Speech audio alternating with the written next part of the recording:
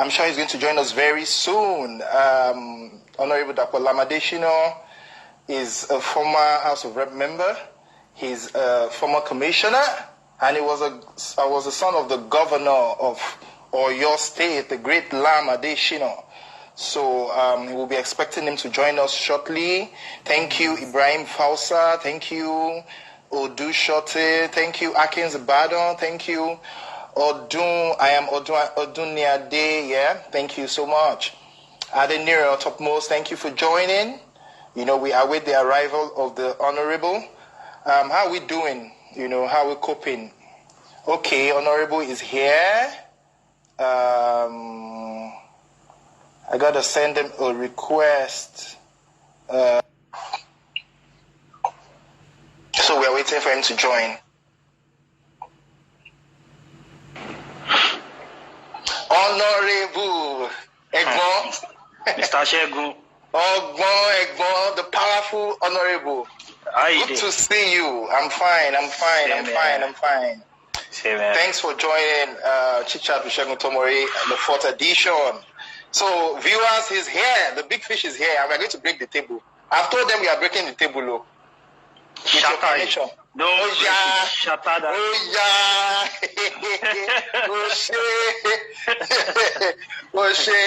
You know, when I was trying to reach you, I've been trying to reach you for like a week, yeah, when I couldn't get through to you.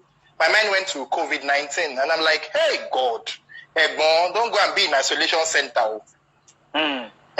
I say, don't go and be in isolation center. That's what I was thinking. I'm like, hey, God. So finally, when I got through to you on IG, I said, thank God you're fine. You're safe. You know, so ladies and gentlemen, let's welcome guest, special guest, Honorable Dapo Lam-Adesina. And yeah, we're going to be on for 1 hour, you know, for 40 minutes. I'll ask him questions for 45 minutes. Then after 45 minutes, you can ask your questions, and, you know, I'm sure he will answer your question. You get. Abi, Honorable, ready now, Egbon? You ready for their question?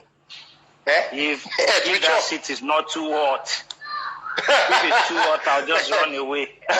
You will not run, no. It's me and you today. We don't enter. One chance. Okay, very quickly. Your nickname, Omolore, how did you come about it? I think first and foremost, if I am to remember vividly, it was actually during the primaries ahead of the 20.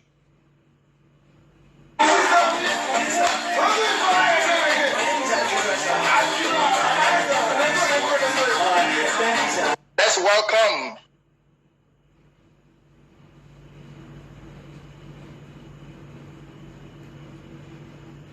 your experience at the House of Representatives. You were there for 4 years. What would you consider your major legacy? 4 years, 2015 to 2019.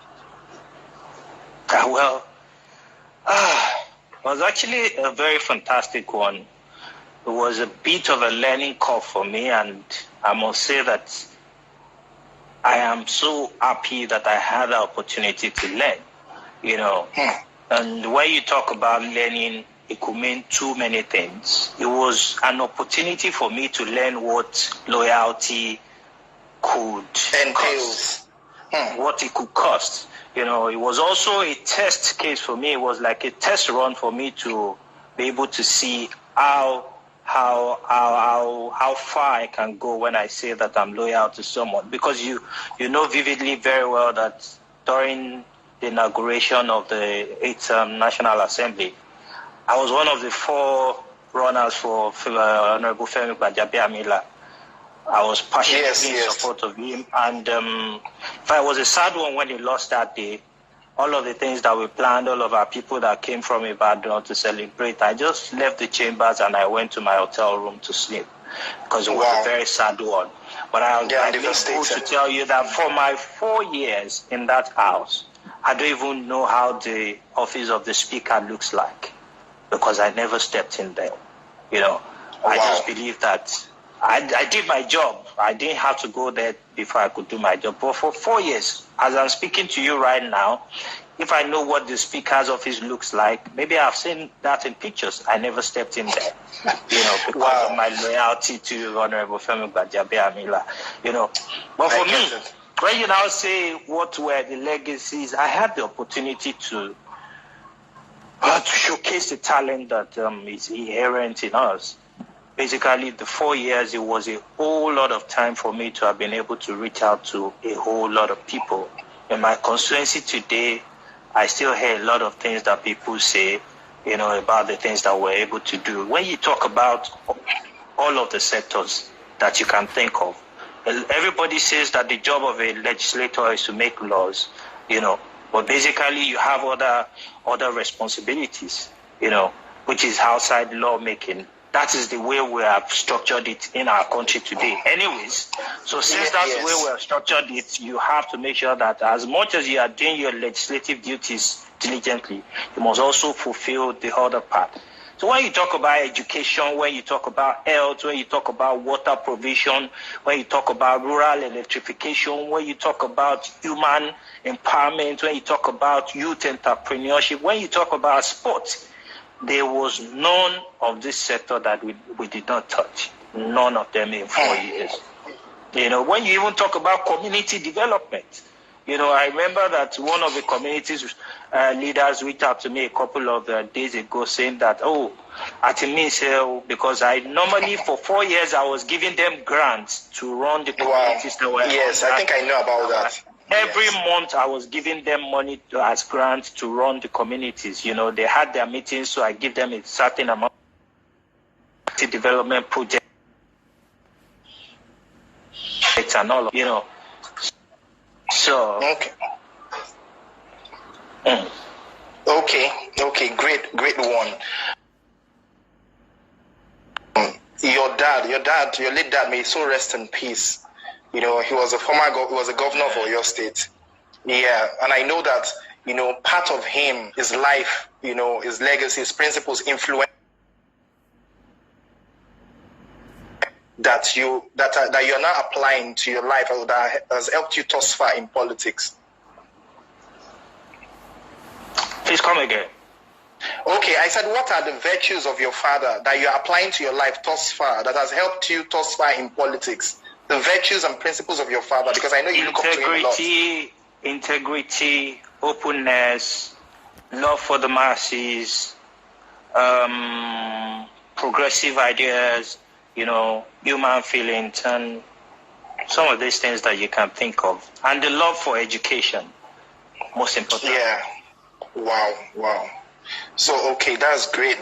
So, ladies and gentlemen, if you are just joining us, we have with us Honorable Dapo Lam-Adesina from Oyo State, former member of the House of Representatives, former commissioner, I think 2-time, commissioner in 2 ministries, right? Yeah, in 2 ministries, yeah.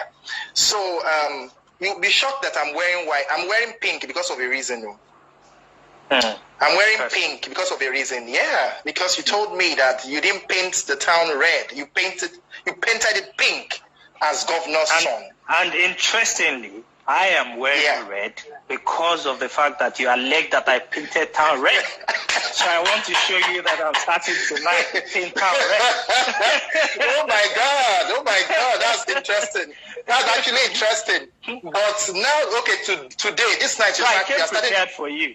I came prepared for you. Okay, but today you are just starting your red today. You just got the red paint today. So, but the one that was before was pink, and you're going to tell us about it.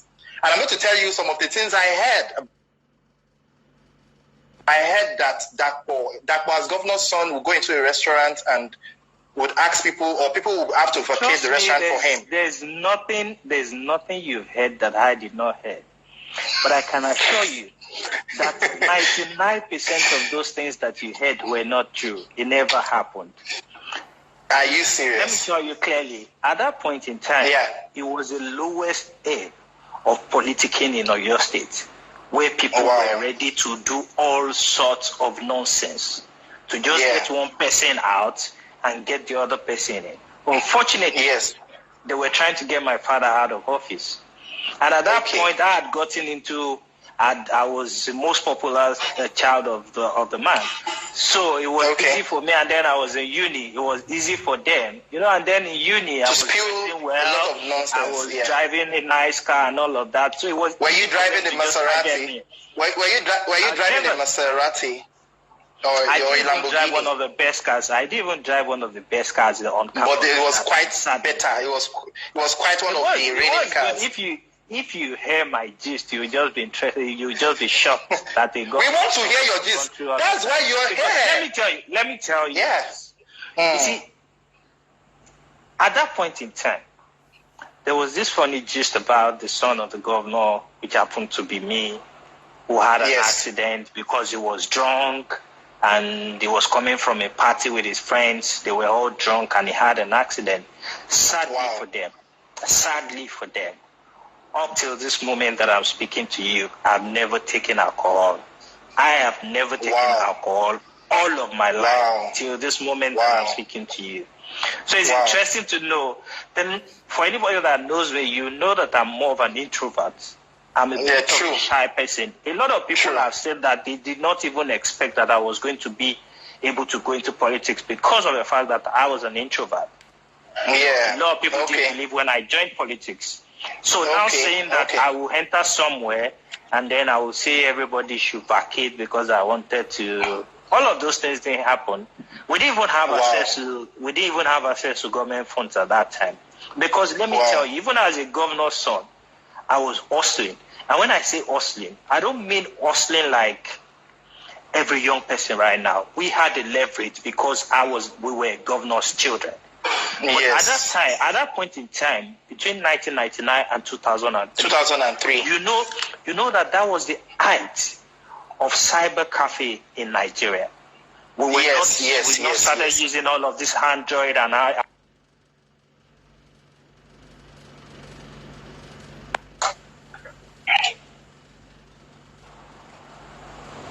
Are you there? Yeah, I'm with you. Yes.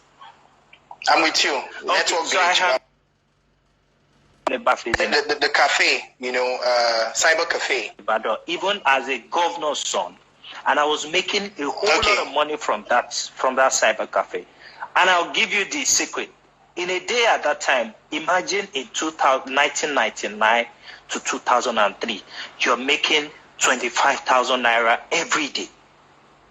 At your cyber cafe, how much that is?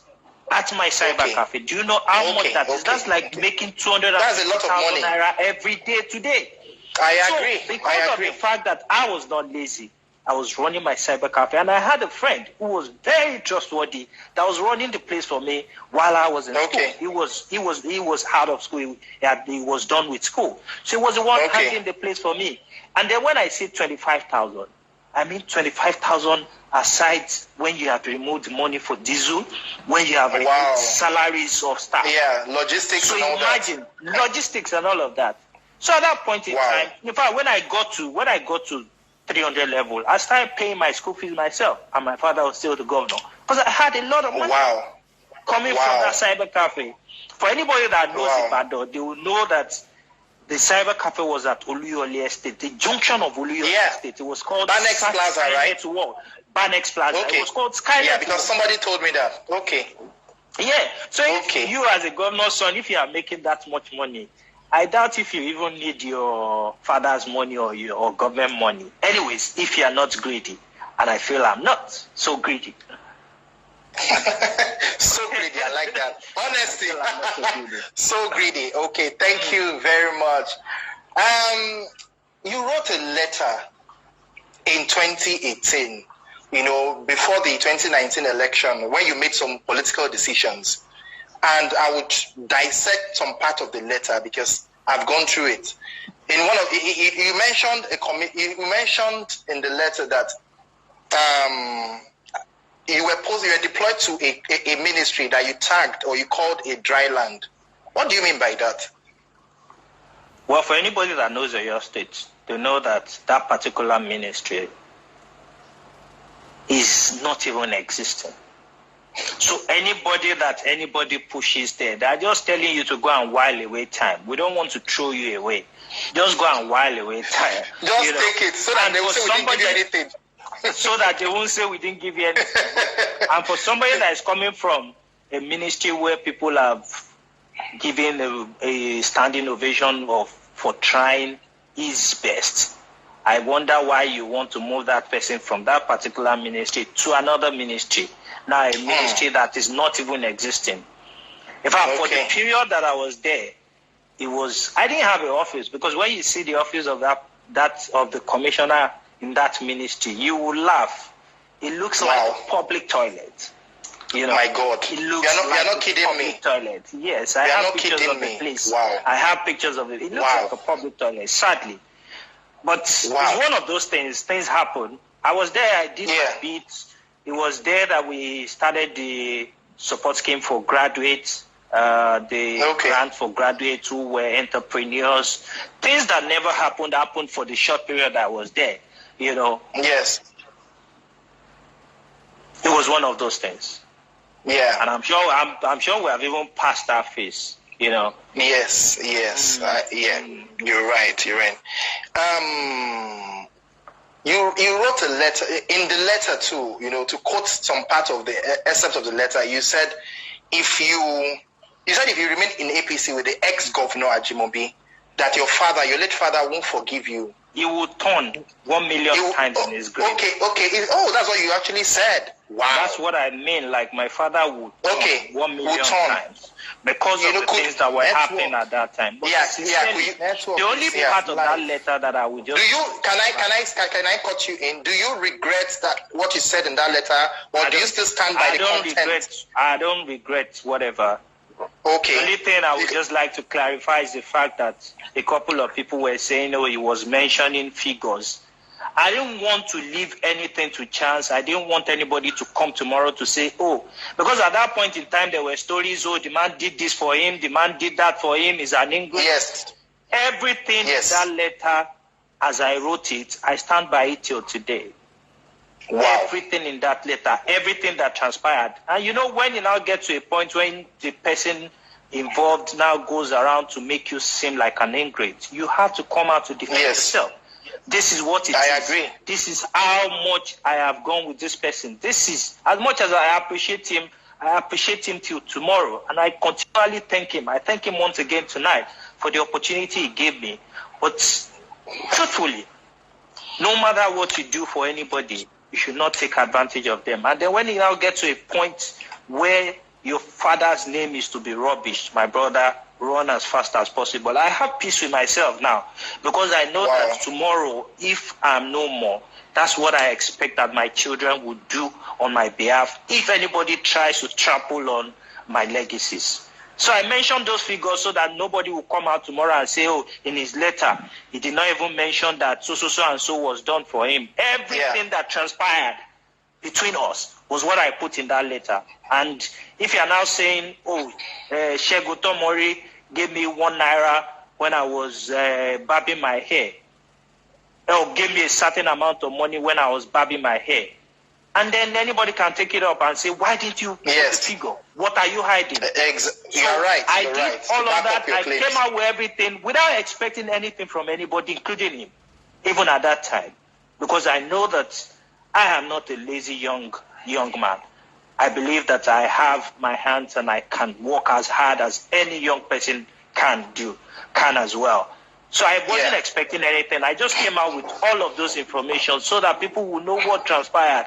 And then in the future, there will not be stories of, for somebody that did so and so for so and so. Yes. He was an ingrate, he did this, he did that. Yeah, okay. Thank you.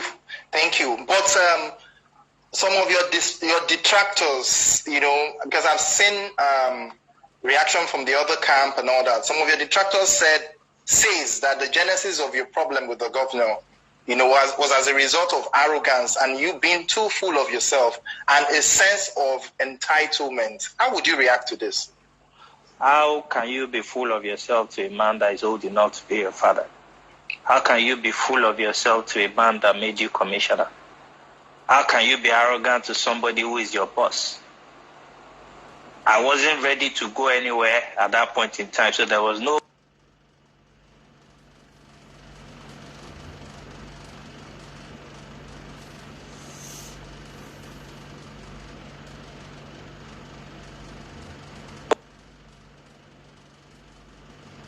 In Jesus' name. Yeah. Hello? Are you there? back? Yeah, Okay, I'm back. so, Yeah.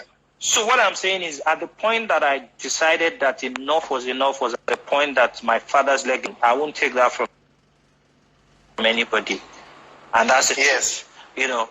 So no matter whose ox is going to be God, and I said it clearly in that letter that anybody that now feels that if that is being done to his or her parents, and if you can take it, then you can blame me. But I will not lie to you. If the situation reoccurs a million times again, I will make that same decision. The same because decision. Right now, the same decision, I will make that same decision. You know. Okay. So, but like I said, I don't hold anything against the man. He remains a benefactor. He remains somebody that I have a lot of regard for. He remains somebody who was my boss at some point in time. He remains a father. I don't have anything against him. The same way, if he were to have been my father, the same way I would have fought to defend him, that's the same way I fought to defend my father, who was late at that time. You know? Yes. And then when it gets to a point where people want to start to call you a bastard, people were gradually saying, oh, because you are in office, you don't care what this man is doing against your father, you are a bastard. Then it meant that at that time it was time for me to run, which I did. Mugbagi relay in the street. I try. 7 guns blazing. 7 guns blazing. Oh, God. Okay, viewers, thank you for joining. This is the sizzling edition of Chit-Chat with Segun Tomori. We've been with Honorable Dapo Lam-Adesina for the past almost 30 minutes now. 4th edition of Chit-Chat with Segun Tomori. Thank you for joining once again, Honorable. Somebody at your likes that he said Japa. I just Japa. Yes.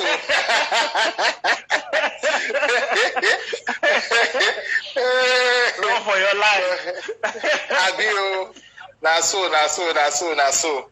Okay, Honorable, do you believe in God? Absolutely. You're a Christian. That's the only thing I believe in. I believe in God. I don't talk religion, but I believe in God. Christian or Muslim? I don't talk religion, but I believe in God. Okay, you believe in God. Okay. I'm going somewhere with that because I know that. Yeah, I'm going somewhere with that because most people think that, if you are in politics, if you must survive in politics, you need to fraternize with the devil. So most people that that are godly feels like, oh, it's an ungodly game, and I don't want to go into this. I don't want to do it because I'll have to stain my, you know what I'm saying, right? I have to stain my hands with, something that is not too good. You get to survive, not only to survive, but to rise. What do you think is your experience so far? Sincerely, do you want to hear the truth? I think that particular line of thought is very true. Wow. And for some of us, I'm going to be very, very blunt with you tonight. For some of us, it might be difficult to progress politically because of certain things that we cannot do, that is against our principle. If it comes if it comes by divine intervention, we don't mind.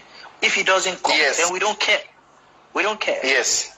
So it is very true, because I cannot imagine myself sending somebody that is young enough to be my son or my brother to go after somebody else, to go and take somebody's life, to go and hurt somebody just because I want to be in position of power. I've never done it. I've never even gone out of my way. As I've been in politics, there's never a time I've gone out of my way to spend money for any election. All of my elections, I didn't go out of my way to spend anything. I've always left it, the little that I'm supposed to, that I know that I can do away with, I bring out. This last election, it was very interesting because before the period of election, I was going around, I was going to communities that had not been able to reach out to with developmental projects, and I was supporting whatever project they were doing financially. But at the point of election, I realized that it was time to bring out the huge money. I did not.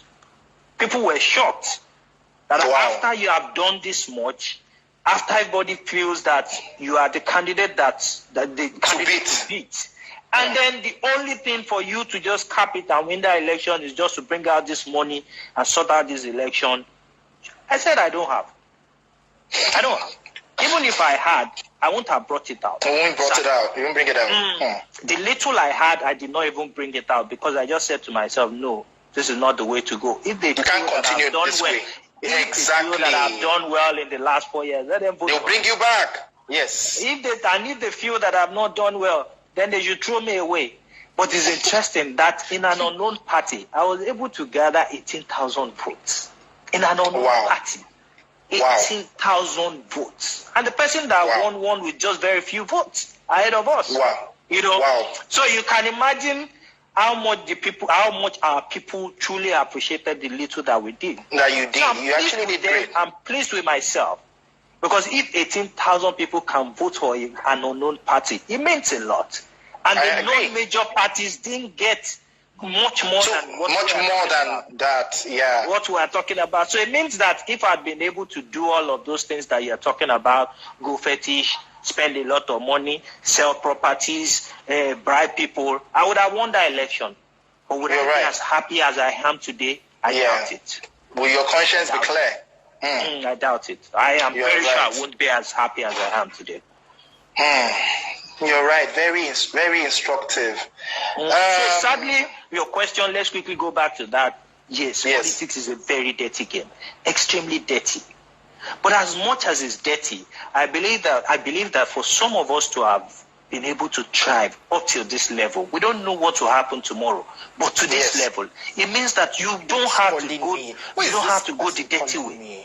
Yes, I agree with you. Absolutely. Because I am a living witness of the fact that you don't have to go dirty to be able to get anything done. And then good for all of us. If we now have so many people that are ready to change the system, we will throw away people that believe that the system is I agree. That's the only way out. I agree, absolutely. And I agree actually also. Deeper than what we are saying. Yes. But I don't think that we should come on this platform and be saying, I have a lot of experience. I've seen a lot of things. I've gotten to places where they will say, well, our campaign, they will say, all of those things. I get it. I'm not interested in that. A lot of people hated me because of the fact that they feel is arrogant. But I know that this is not where it ends. Politics is not where it ends for me. There's heaven. So whatever one will do now that will affect you getting to heaven, why do you want to do it? Whatever you do, that will take away your happiness. You don't have to. You are right. You're right. You don't have to. You're right. Yeah. To add to what you said, I also believe that politics is not for everybody. I believe that anybody that is going to go into politics should be called into politics. I see politics as I disagree totally with you. Really? Politics is for everybody. It just depends on the sector that each person will participate. There are people that will be players, that will be candidates for elections. There are people that will be voters. They are the most important. I'm talking about. Okay. In Nigeria, we have missed it because the electorates don't even know their power. They don't know that they are the most powerful. The office of the citizen is the most powerful anywhere in the world. Wow. Sadly for us in Nigeria, the youths, the citizens, our leaders have systematically divided us across party lines, across ethnic lines, across religious lines, across gender lines. And that's why we have not been able to come together to say enough is enough. Wow. So as long as we continue like this, our leaders will continually take us for granted. And that Nigeria that we are saying that we all want to see, we might not be able to see. Because you're right. For example, if you don't elect the kind of leaders that will turn around your system, nothing is by magic. You must have selfless leaders who knows that they are going into a position of authority to serve you. Not to be your bosses. But in Nigeria, we politicians, we are the bosses. Every time they see us, they look at us, Baba Ejek in Jembe. You don't challenge them. You don't ask them questions. What are you doing to make my life better? What are you doing? Yes. To make my life better. Yes. So if you see me today and I give you 100 naira, or I give you 500 naira, or I give you 10,000 naira, you might not see me for the next 4 years. That 10,000 naira is not enough for you.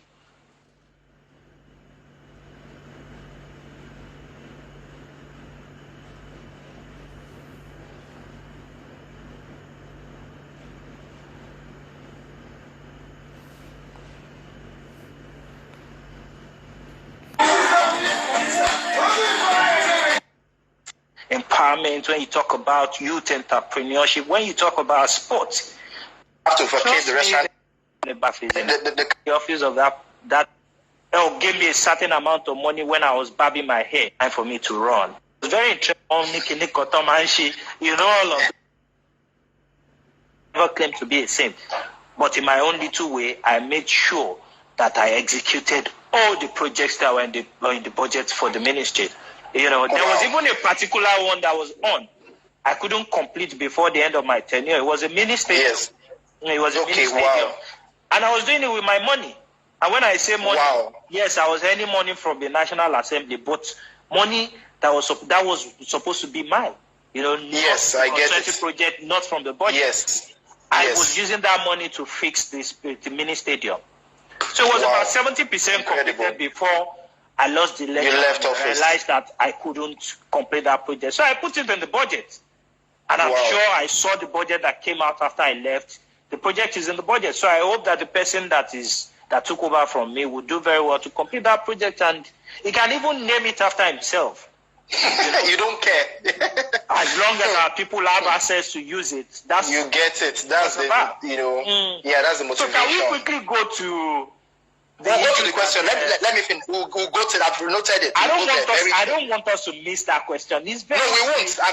I've jotted it down. We are going there very soon. Okay, going into 2023, is Dapo likely to join a political realignment to take power from PDP government in Oyo State? Dapo Lam-Adesina is in his house with his wife and children, enjoying himself, resting, and keeping safe from COVID-19. That's the political answer. We don't take political answer in my show. But I'm a politician. Have you forgotten that you brought a politician to your show? well, what can we do? Nobody knows. But we call it uncensored. Tomorrow. Nobody knows what tomorrow holds. But you can be sure that at every point in time, I'll be on the side of the people in my own little way. That's what I hold the people. I'll be on the side of the people all of the time in my own little way. So let's see what happens ahead of 2023. Let's see what the people want. As long as if they're saying Segun Tomori for president, you can be sure that I'll be your campaign manager. I'll sell all of the things that I have. I have an endorsement, guys. Endorsement. Thank you. Okay, so second to the last, before we go to the questions, we are running out of time. Are you looking at returning to office if situation permits, or going higher, Senate or governor? I'm not a desperate person. I'm in politics because I want to serve. Trust me, as I speak to you now, I've never had the peace that I have right now in my life since I joined politics. I've never had the peace that I have right now. Even with the fact that I have to sometimes put on my phone when the pressure is enormous, but the peace that I have right now is so huge. I thank God for that peace, So I'm not desperate to go into any office. But if God says that I still need you to do something, and if the people says that we still want you, why not? Yes. I will not turn it down. But trust me, I'm not thinking of 2023 or 2027. I'm thinking of today.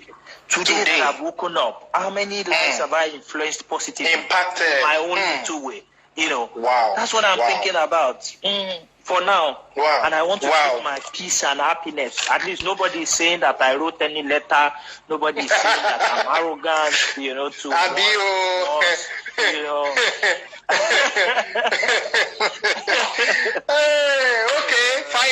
Finally, my own question. So, if you are relaxing, if you're going to travel, what's your favorite vacation spot in the world and why?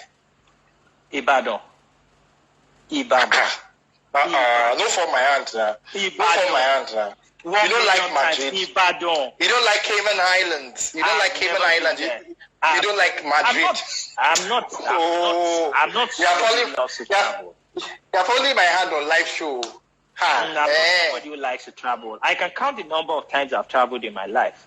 Even while in office, I tell you that I traveled only 3 times when I was in office. Okay. The first time I traveled with Honorable Femi Gbajabiamila was the one who facilitated the trip.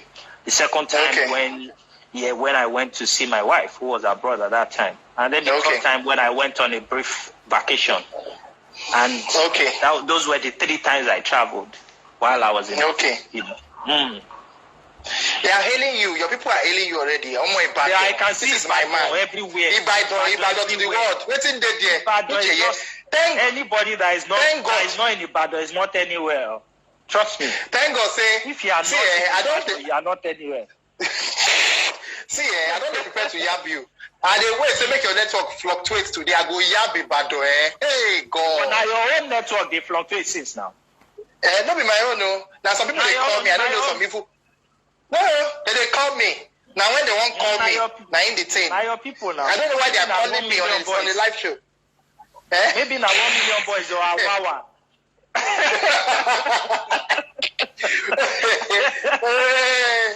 Oh God.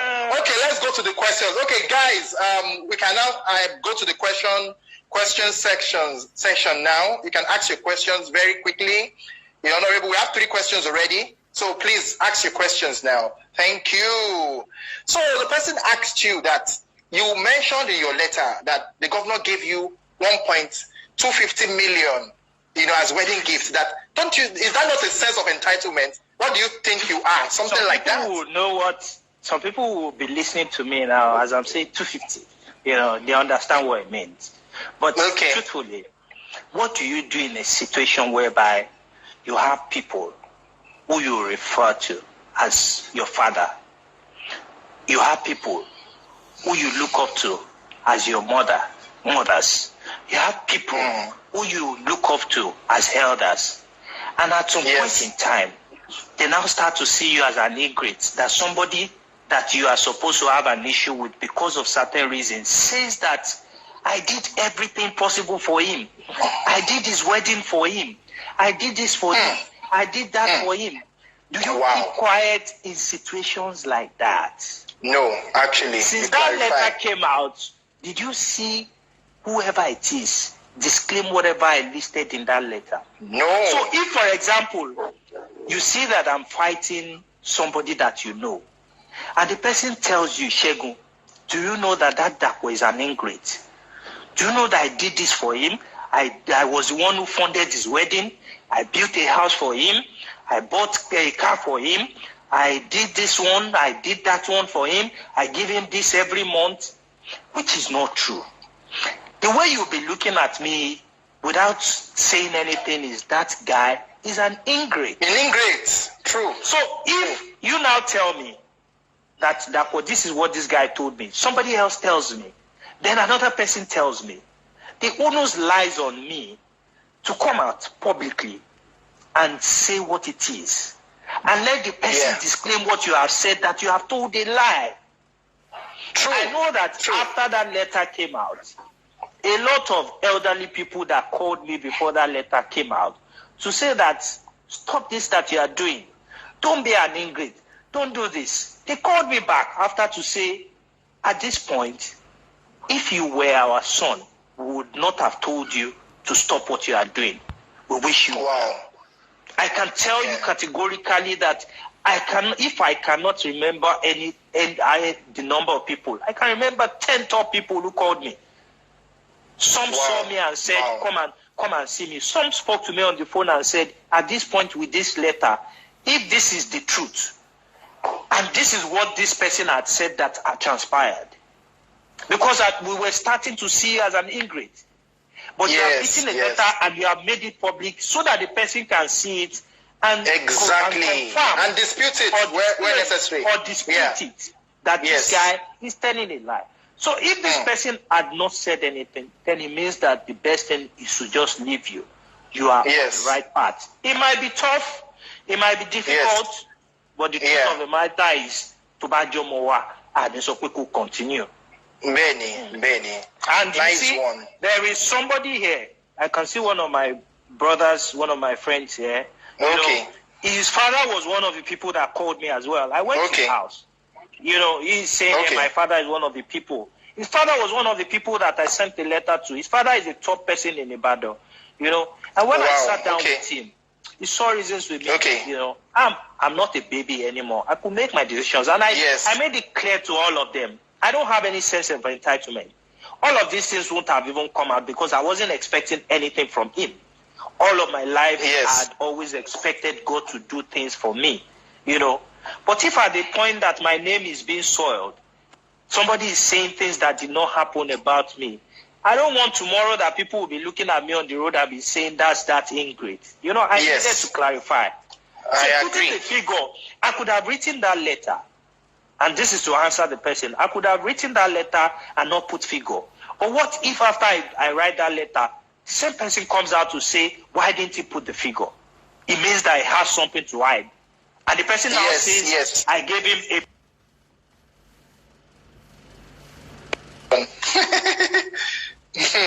that it meant that I had something to hide.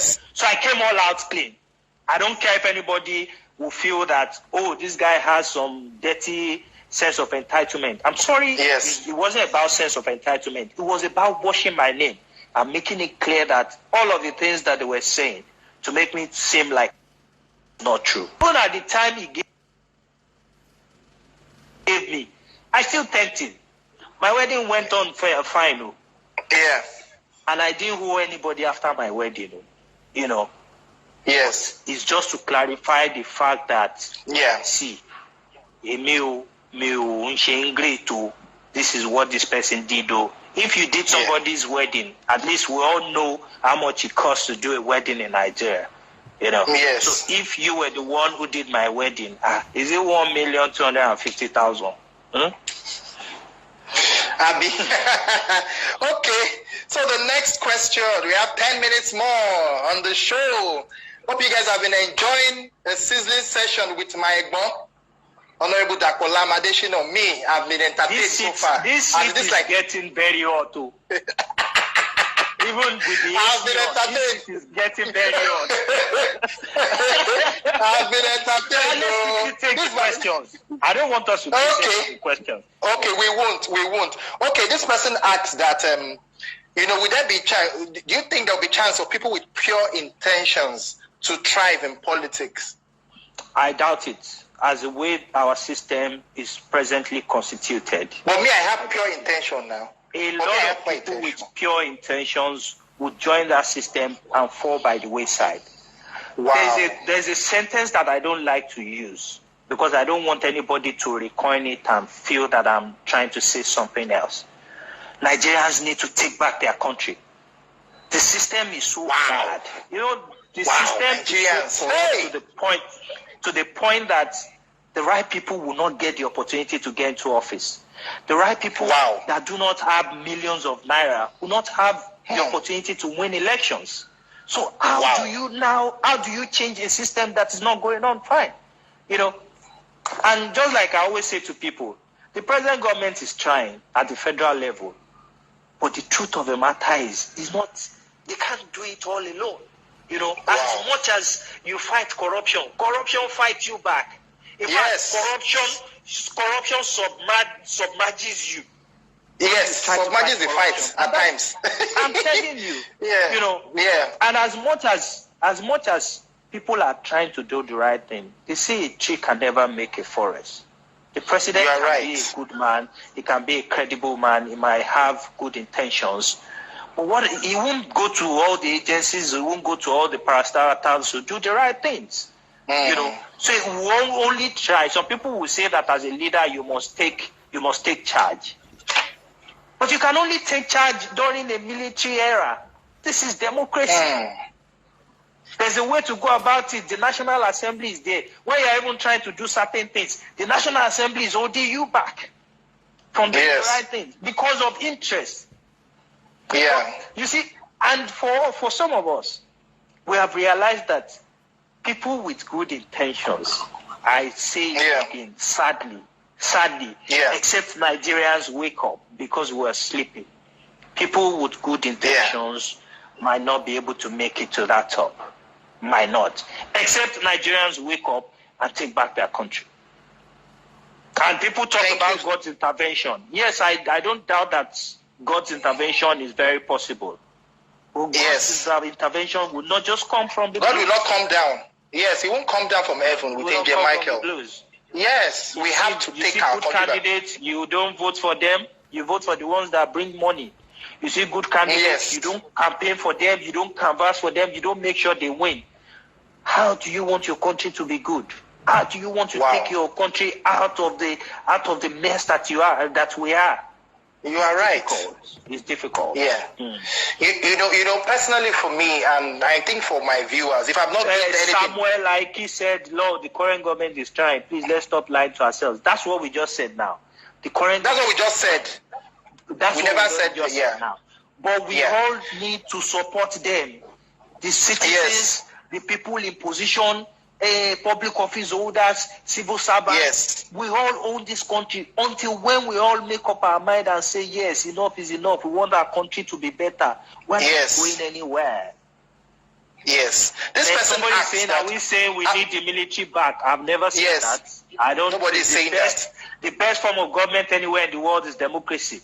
And they have also clearly said that the best military regime, the worst democratic government is better than any military government. You know, so it's clearly I agree. stated out. Yeah. This person asks that in all sincerity, what do you think can be done to curb corruption? Abiodun Jesus, what do you think can be done in all sincerity to curb corruption? It's for all of us to decide that we want our country back. It's for all of us to know that it is only corruption that is holding back the progress of the country. It's for you and I to know the right thing and do the right thing all of the time. It's a gradual process. It won't be easy. You know, when you see an opportunity, you know, I know a lot of my colleagues that will say, you will take in what's office, speaker, you know, one miss opportunity. But integrity, discipline matters. Integrity, discipline, and decency matters to me a whole lot. I've not lost anything. To the best of my ability, I did do my best for my people, you know. So for us to turn around and say we want our country back, fight corruption everywhere. There's corruption everywhere. You know, you see a man going to steal meat in the port, that's corruption. You see somebody taking bribe, it's corruption. You get to a place where they are queuing, and then you try to bribe your way so that you can quickly you can quickly go in and then come out. It's corruption, you know. It's a whole lot of things. Corruption is when there's election, you are collecting money from politicians. You know, it's corruption. I've given two options. It's either you look away, don't collect from them, vote for the right candidates. Or for anybody that is not willing to look away, collect and still vote for the right person. Yes, I agree. It's as simple as that. You know. I agree. Yes, I agree. So somebody asked that, what do you think about Governor Ajimobi? You know, they call him, calling himself constituted authority, and people say he's an arrogant governor. Was your perception about that? Think about him. He remains my father. He remains the man who made me commissioner. He remains my boss. You know, whatever has happened is based on principle. I don't have anything against him, and I feel he's a good man. I feel he tried his best in his own little way for the state. You know, your state will never forget him. You know, so he has done his best. There's nobody without weaknesses or weaknesses. No, haters. Nobody without enemies. You know, and then we also know that we all have our weaknesses. Those might be weaknesses. There's nothing anyone can do about that. You know, but I feel I feel he tried his best. He remains my father. He remains my boss. He remains former governor, Senator Abiola Ajimobi, someone I have a lot of regard. Deputy National Chairman, APC. Of APC South. Yes. South. Well done. Yes. Okay, so this was still where for me. Wow, Abuja. National Secretariat Abuja Lowa. When you come to Abuja, my boy, okay, fantastic. Okay, this person asked that how do you challenge a superior figure in an economy that practices injustice in all spheres? How do you challenge a superior in an economy that practices injustice in all spheres? Very quick one. We have 2 minutes more. It's pretty difficult. Sincerely difficult, because you look at the things that you will lose. A lot of people said to me that, Dapo, why did you fight Governor Ajimobi? You don't know that you will lose a lot. And I said to myself, I don't care to lose, as long as I keep my father's legacies and my name intact. Whatever thing that I'm going to lose, let me lose it. I don't care. So we all have to make sacrifices. Nothing good comes easy. For Nigeria to come back to the path of greatness, we all have to make sacrifices. If we are not ready to make those sacrifices, my brothers, my sisters, we are not going anywhere. Sadly for us. You're right. Thank you. So last but not the least, this person asks that, I think Simply One Day asks that, how are you trying to reach out to youth, even though you are not in office? Now, why are you still trying to reach out to youth? And maybe impact youth. That's what you want to know. I still continue the little that I do. The Omolore Foundation has been trying to support young entrepreneurs and even political followers, because I can't abandon them, Yes, so we're managing, trying to take care of our political followers and young entrepreneurs. I'm a young person, even though a lot of people don't know. I'm just about 16 years old, so I'm still very young. Then I'm 8. I want you our law now, So I still try in my own little way, because I feel that what the youth needs is provision of jobs. Empowerment or funds to be able to start a vocation, to be able to fund whatever vocation that they know how best to do. So if the youth have access to funds, they'll be able to set up businesses. If they have equipment, they'll be able to continue with whatever they are doing. And some of them will just get white-collar jobs. As long as our youth get out of idleness, I feel that the country is on the path to greatness. And one of the things that I've said before, that I will continually say, is that any government that we have should set up a program whereby young people will be able to access funds. Banks don't give loans anymore. For SMEs. Small, medium enterprises, that they will be able to access funds. Yes. And it should not be based on who you know. It should be based on what you are doing, the kind of things you are doing, the capability to deliver on what you are doing. As long as we are able to do that, and they should put a lot of money in that. Because if we all don't know, the youth, the idleness of our youth is a keg of gunpowder.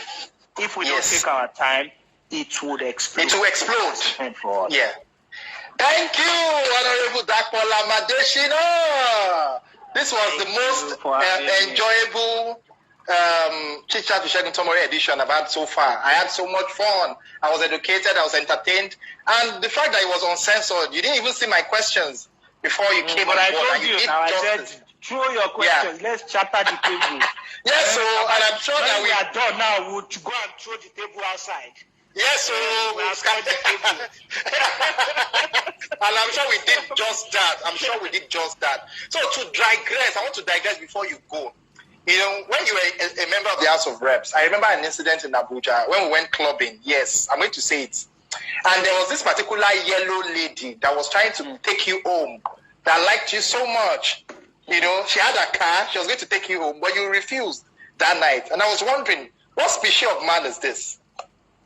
Oh yeah. Answer. Things happen. There's nothing I want to say about that. Thank you so much. You have said it all. I refused, Abi. Yes. Thank God that I was able to do away with temptation. Hey, Oshe. And thank God I have people like you around. Thank God I have people like Honorable Joseph and yourself.